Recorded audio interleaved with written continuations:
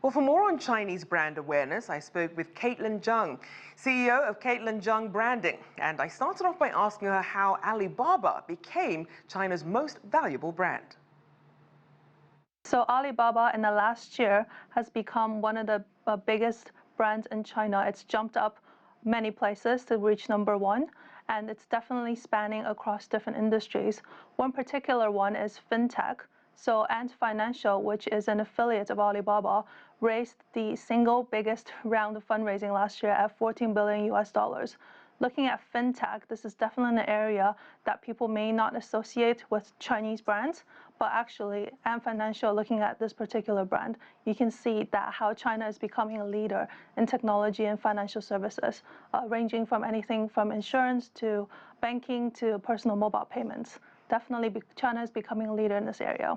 And another company which has a lot of global use, but perhaps not enough global awareness in terms of for everyday people, which is Huawei. And we know that it's been in the international media on the one hand for overtaking Apple to become the second largest smartphone maker, but for also getting caught in the crosshairs in terms of US-China trade frictions. How are those frictions affecting how Chinese brands are being viewed?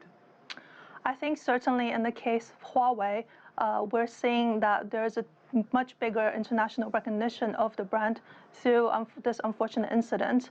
I believe that the US-China trade war is not going to continue forever. So for Huawei to continue to develop as a brand, they really need to focus on their product market fit, which is what they do best, and continue to innovate. I think for Chinese brands, this means that for the first time in a long time, all these big Chinese brands are getting really good international recognition, and that all these Chinese brands are being recognized for their product and innovative solutions, as opposed to, back in the days when with the made in China kind of negative connotations are attached to qualities that perhaps are not there. So I think, Chinese brands are slowly becoming recognized for quality and excellence. And as you mentioned, this made in China mindset shifting. What are some Chinese companies really doing to show that their quality is really different and set apart from this cultural reputation that they had developed? I think there are a couple of different government initiatives that are addressing this issue, in particularly China Brand Day, which was state implemented in 2017. It's running every year on the 10th of May. So this is a signifier from the government that the Chinese government is pushing branding and recognizing the importance of brand in the global market.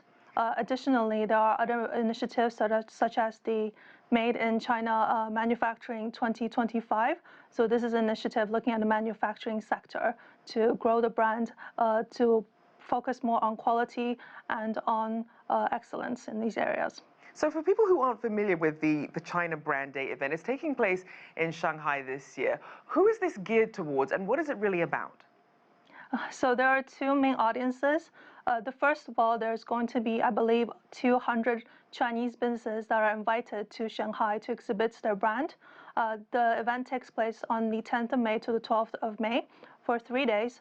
The focus will be teaching Chinese brands how to do branding better, how to understand the importance of branding, not only domestically, but also to an international audience.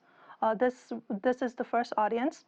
Secondly, China also wants to show the Western media that China is taking branding more seriously, and they have ambitions and plans to be growing Chinese brand abroad. Now, we have seen both with Chinese companies and with foreign companies sometimes making cultural missteps when trying to enter each other's markets. If you had to give a piece of advice for Chinese brands trying to enter the Western market and for Western brands trying to enter the Chinese market, what would that be? Absolutely. So there are certainly quite a lot of missteps. What I would say for Chinese brands going to the Western market, they need to understand that every country is different, every geographical area is different, every city is different.